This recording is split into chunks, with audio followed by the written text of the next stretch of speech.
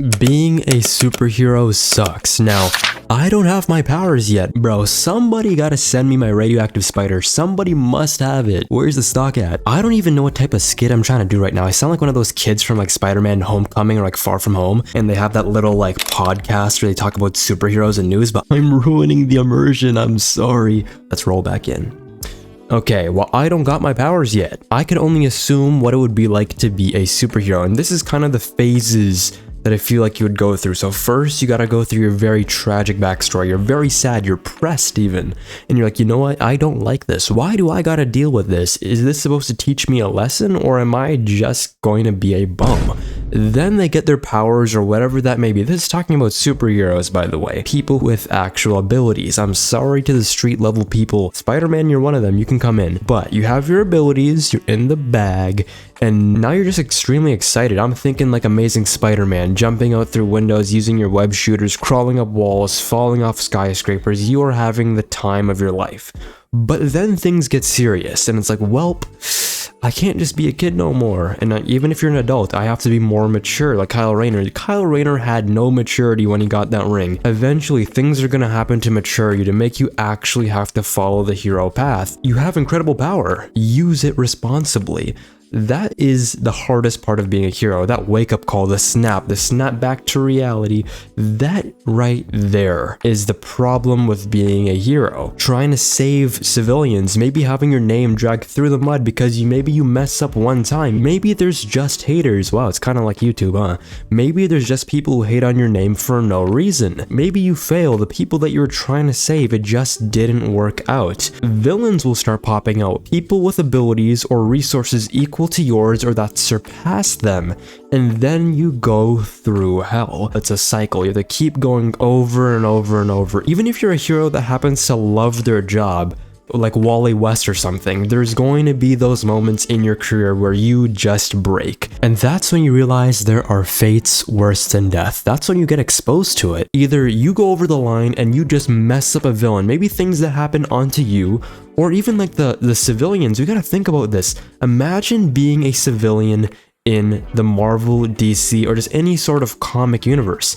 You know how horrible that is? And imagine that you're a hero, a side character, a background character. You are pixelated, my guy, and you have to deal with being in Gotham City, being in Marvel, New York. I should make a video just about superhero cities and just rank them based on the best to the worst. Maybe that, let me know down below. That seems like a good idea. But at the end of the day, it's just rough out here, and we're just trying to make it by. In this video, we're going to be talking about some of the worst superhero fates that can possibly happen. To kind of preface this, to have some sort of ground rules, I'm not going to be talking about alternate realities, because alternate universes tend to be made for the purpose of edginess and for people to experience pain.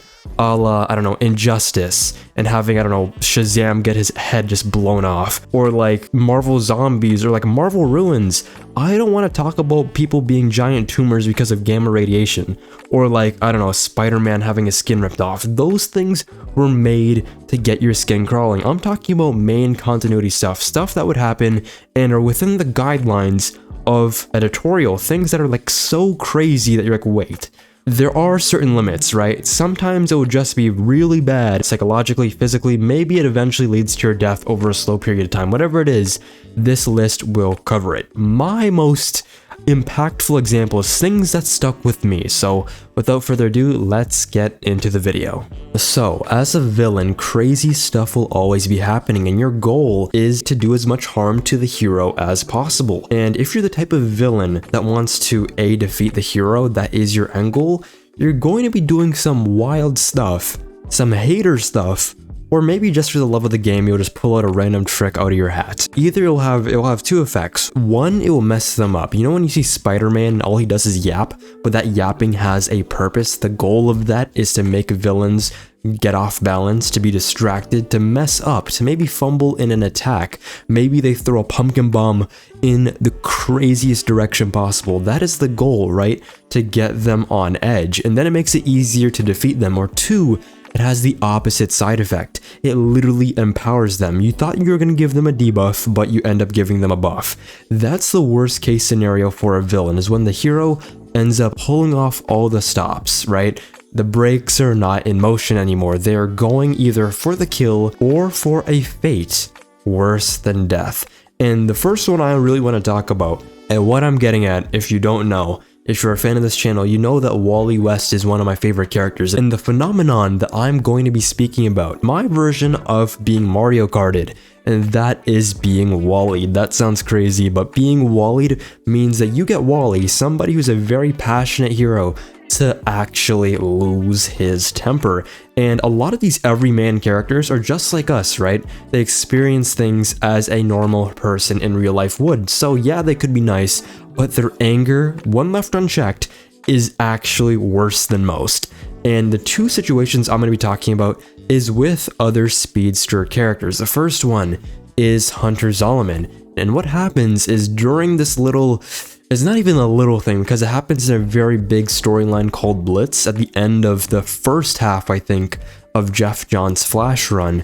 And unfortunately for Zoom, he does the unthinkable. Well, I mean, I guess fortunately for him, because all he tries to do is make heroes better by making them deal with more trauma. His entire ideology is, if you give a character more trauma, they deal with more, they're prepared for more, and they're more willing to do things that would have been seen as less heroic, right? Maybe even kill. That's what he's trying to do, make heroes prepared for the worst.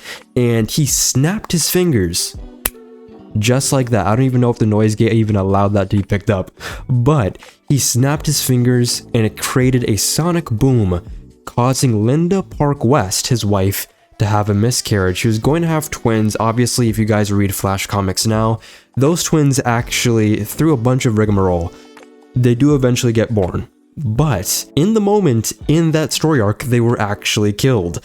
And this man, Wally, lost his mind. This man was incensed. He went after Zoom, and of course Zoom he doesn't use the Speed Force, he uses time-altering abilities. So he got Zoom's head, and he pushed it straight through a time fission, because as he runs around, time ripples form around him of moments from the past. And unfortunately for Zoom, it was during one of his worst moments, so he was stuck in a literal feedback loop, a Groundhog's Day situation, and we're going to be talking about a lot of those situations in this video, but in one of those, for essentially forever, if this man didn't get broken out, he would have been in that loop for all of time. And that just sucks. Like, imagine that, your worst moment, just replaying over and over and over again. He was stuck as a statue, and speaking of statues, this man, the Flash, there's a reason why there's a Flash museum. This man is very into contemporary modern arts, but he does the same with Inertia. Inertia ends up tricking the rogues,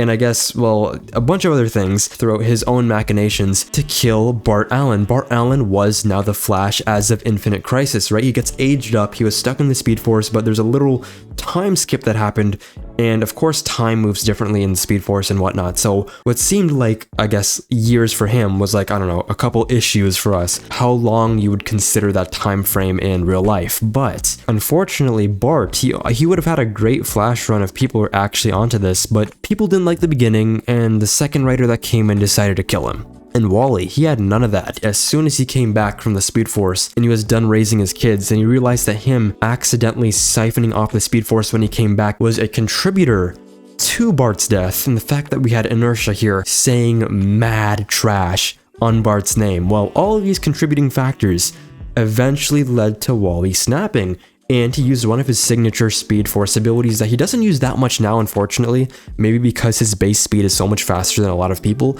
but he used Speed Steal. But he didn't just siphon off all his speed, he literally took everything, all of his momentum. This man was literally living up to his namesake, a statue. He could not move, and every blink he took would feel like billions of years.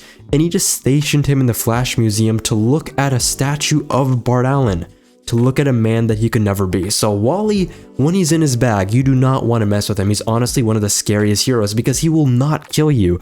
Just like Batman, he has a strict no-kill rule, but unlike Batman, he has more ways to inflict pain onto others, and that's not just through physicality, it's through the mental, psychological effects. Dude, Speed Force users are some of the most terrifying when it comes to psychological damage, and you don't really think about that considering how nice they are, but it is what it is.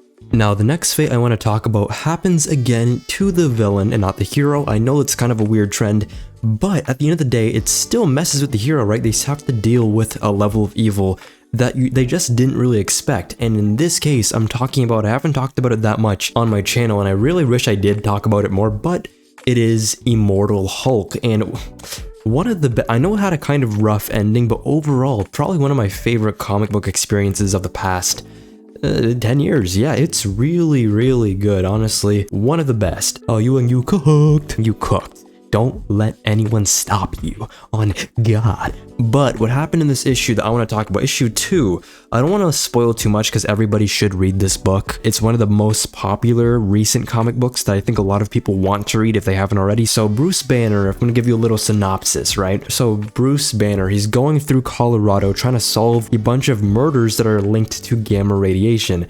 And he stumbles upon somebody called Dr. Frye. And this person developed this gamma serum, and this serum was meant to extend their mortality, basically give them immortality, right? And it worked, but we don't really learn that until later. So what happens is that he gets visions of something called the Green Door. I'm not going to spoil what that is. I'm going to give you a picture in front of your screen so you feel more obligated to learn more about it. Lore dumps are great and all, I do it a lot, but it prevents people from reading. In general though, I'm only just playing this way just because Immortal Hulk is really easy to get into. A lot of other comics might need a lot more background information. This, it really doesn't need it. You might want to read Peter David's run, rest in peace, my goat. Taken away from us too soon. Marvel, you fumbled the bag. There's a whole traumatic story on top of that with all like the medical issues and medical bills. Even DC, you're at fault here too, but tangent aside. What happens is that Hulk realizes after he gets killed, of course when Banner gets killed in his human form, he does revert into the Hulk eventually, right? He awakens, so to speak. And he was like, you know what? I'm seeing the way you're speaking. I don't like the way you talk, the way you walk, the way that you are actually justifying what you're doing, how you led to the death of your own son in this horrifying quest to gain eternal life. So I'm gonna do something. I can't kill you, so I'm just gonna rip off all your limbs and leave you buried. You're gonna be alive, but you're gonna be helpless. You're gonna be inside this cave, and you're just gonna remain there forever. And yeah, imagine that. You have no way to get out of a certain... Imagine claustrophobia.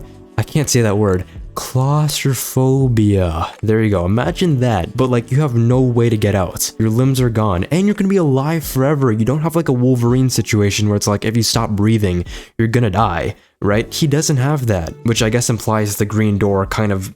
I'm not even gonna explain that, but you're stuck. That's like the worst case scenario, especially if somebody has that sort of problem. You don't even have like a transformation like to bust you out. You're stuck there forever.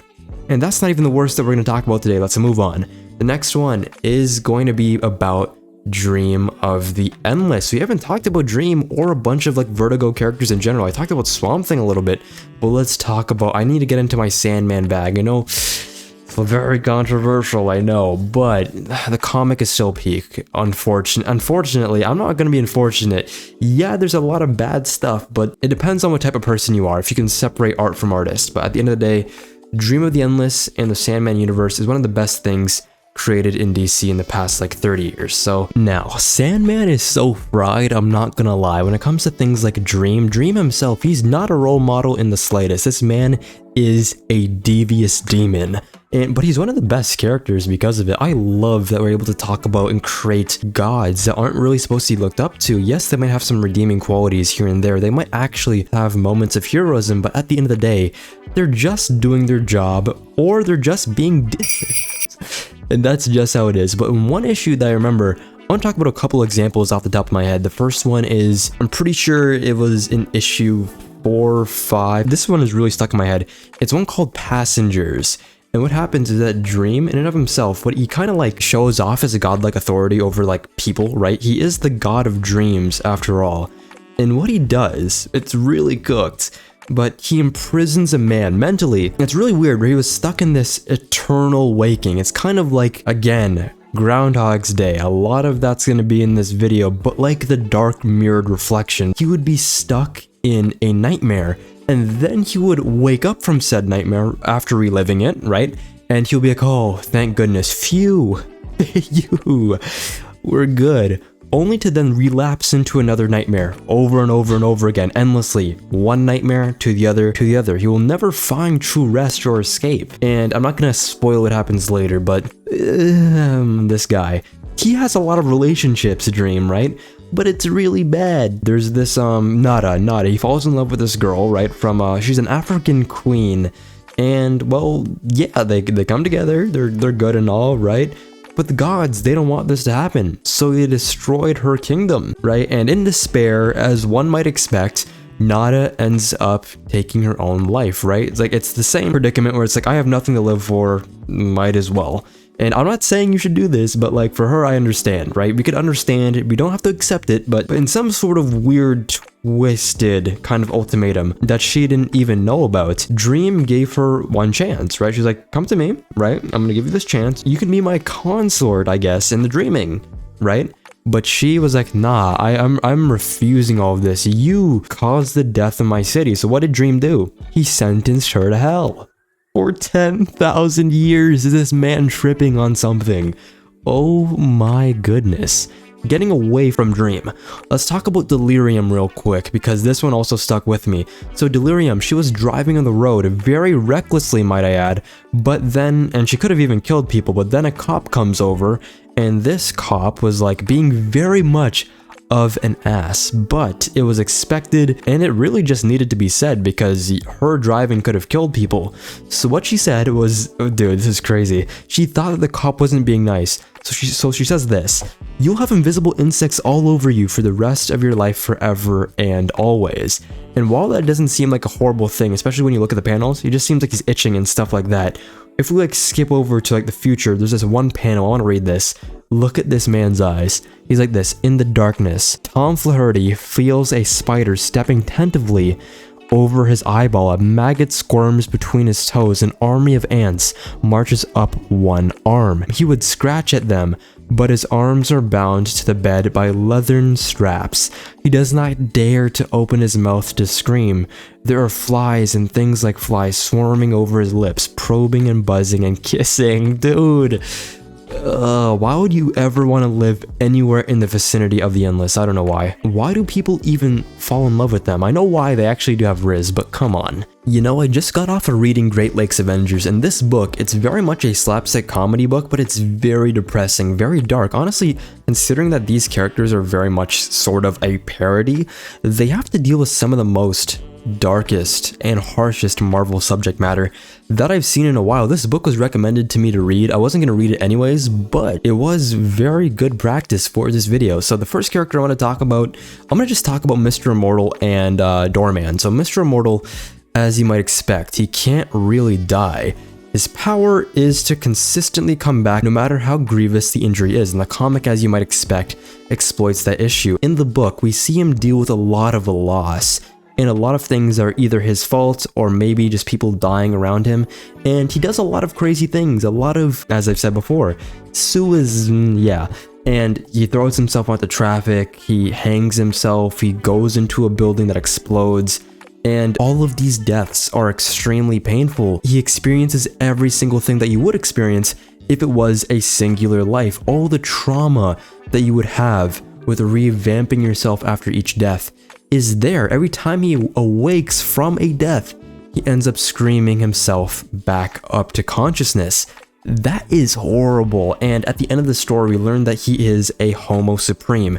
You know how mutants are known as Homo Superior? He is literally the next evolutionary step of humanity, and because of this, he has the role to witness the end of the universe, the end of creation. Everybody that he loves will die, and he will witness all of it, and he will remain alone forever. That is what is in his future.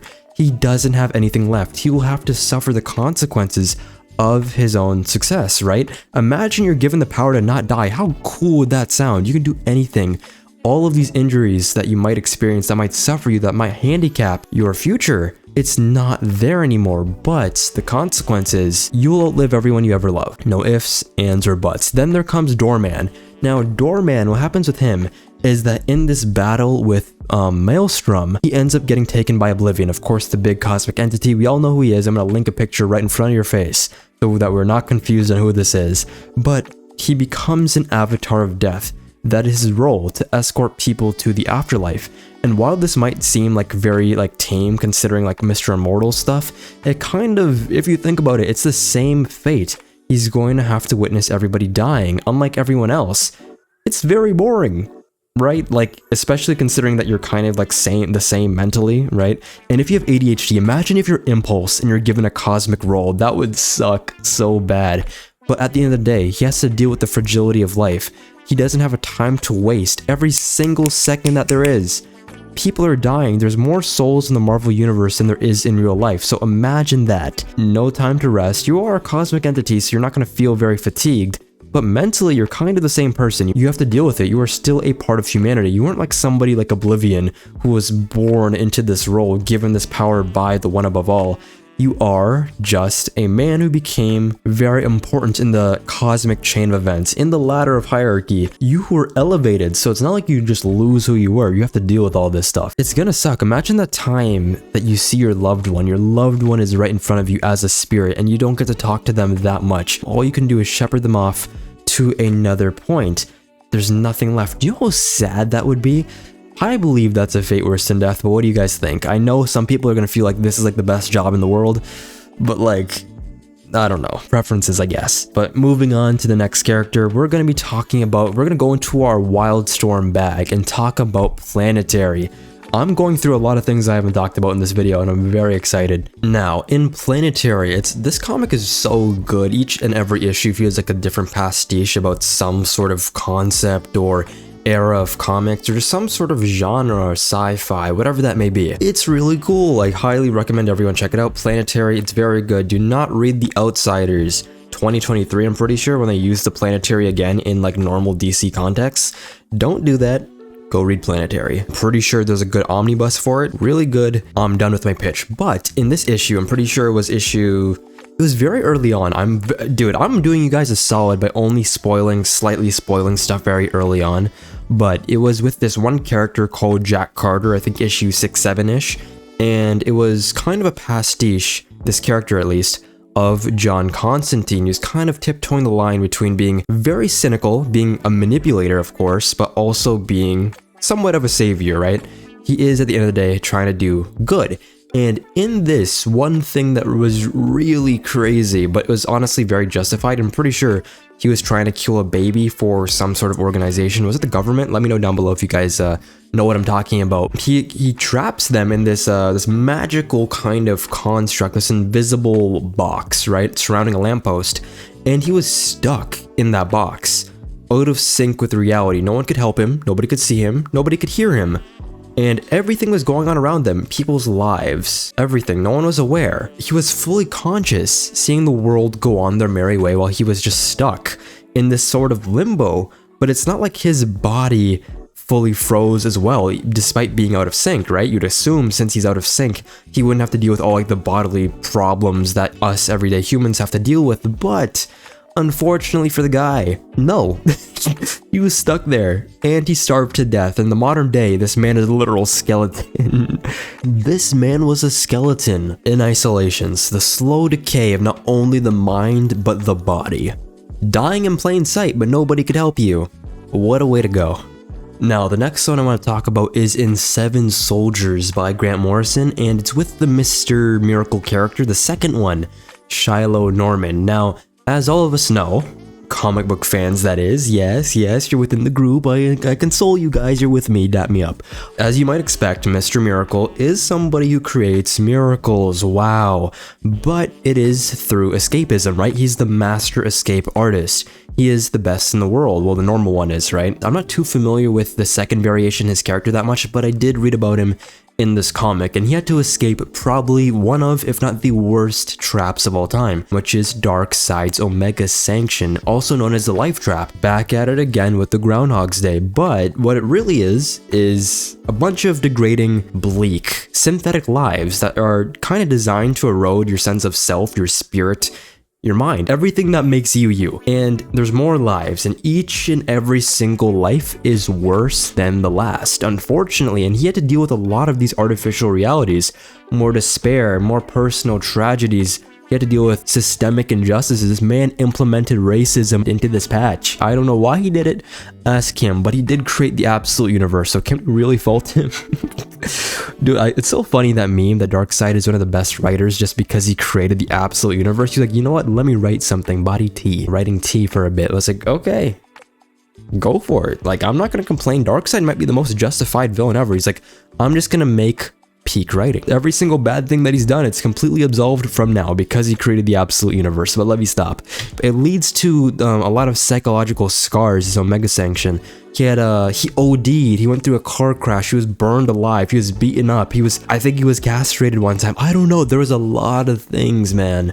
And he managed somehow to break his way out of it. He appealed to its desire for freedom, the Omega Sanction itself. He proposes a mutual escape, right? Because this entity in the Omega Sanction is also Darkseid's prisoner, and they break the cycle. This act of empathy and insight really allowed him to like transcend this life trap that he was in, right? The Beast and Shiloh managed to come to a consensus, and that is what broke him out of the ultimate escape room. And claps up to him, man. He's not even the original, and he's still creating wonders. I guess he really is Mr. Miracle, lives up to his name.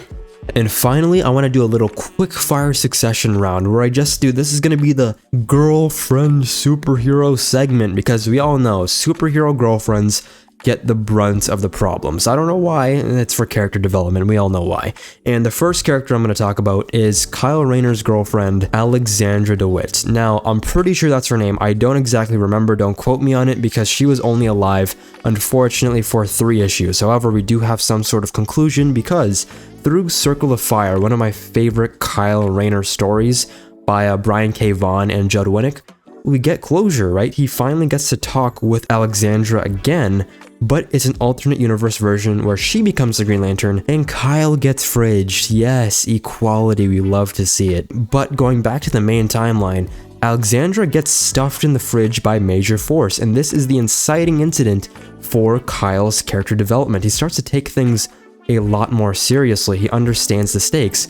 Unfortunately, this is what had to happen for him to understand what ball he was playing with. I guess it is what it is. But villains like to say things, and we don't exactly know if they're reliable narrators or not, because they want to get the hero riled up, right? They might be saying things off the top of their dome, like me, and it's not actually true. Not like me, I do say the truth from what I remember.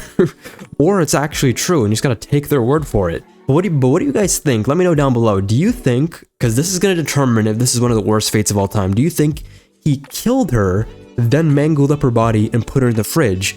Or do you think he mangled up her body, put her in the fridge, and she died from being in the fridge? Which is wild to say, I can't believe I just said that, but depending on which version you believe, this makes this even worse than it already is. Fridging, man. Ron Mars was on something when he did that, and what type of crazy mind did bro have? What was going on his weekend that day? But the next one I want to talk about, going back to what I said before, how people get Wallied, people also get Murdocked, right? If you are a love interest of Matthew Murdock, consider that a death sentence. I am not lying to you. This is like the worst thing that you could do. Being like, what's her name again? Like Mila Donovan. This is a girl that he ends up marrying, right? This is how I get you to realize how even people that are the closest to him get the brunt. It's not even just a girlfriend. This man was married. He was a husband. And he, through his efforts as Daredevil, right? Because you know he has to fight crime. She gets, of course, brought into a lot of kerfluffles. I don't know why. Is that my favorite word? I just say kerfluffle a lot just by making these videos. I think that's my way to like prevent myself from saying anything bad. But yeah, from like life attempts by like Bullseye to finally her confrontation with Dr. Fear or Mr. Fear or whatever, that one-off villain who got a revamp in Ed Brubaker's run and has this, of course, a scarecrow-like effect with his gas and stuff. And because of that, unfortunately, she had to get sent to a psychological ward. Her entire brain chemistry was changed. Like, I'm not even joking. She ended up actually like killing people accidentally, like pushing a man to death, and then she was arrested and then deemed to be mentally unstable. All of this just by being connected to Daredevil. She attacked her nurse, and that led to further institutionalization. I can't believe I said that word without stuttering. Yeah, that's one person. Of course, Karen Page. All the crazy stuff that she had to deal with to eventually like being killed by Bullseye. And even like through like the Kingpin, she was gaslight into believing she had like HIV and that drugs would solve her stuff because she was a like recovering drug addict. And all of this stuff happened so that she would give up Daredevil's secret identity to like of course, Elektra being stabbed through the heart by Bullseye. And there's this one girl, what's her name? I'm gonna leave her name on the screen because I can't remember for the life of me. She was barely in the comics, but through Matt's like not caring, right? Being a bit of a, yeah, it led to her hanging herself. And this was all Matt's fault. This man is one of the most toxic people of all time. For being not an anti-hero, this man is at the worst point of self-destruction you could be without fully going over the edge. And he has. This man has been arrested multiple times, but we still allow him to walk free. This man is a man. I love Daredevil, bro. I could talk about Daredevil in these. I could talk about all these characters for all day long. But what do you guys think? Are there any other cases that you know that come off the top of your head that you know of that I didn't mention? Leave them down below in the comments. Remember to like and subscribe, turn on post notifications so you know when a new video goes live. And yeah, see you all later, take care, and enjoy the rest of your day. Deuces.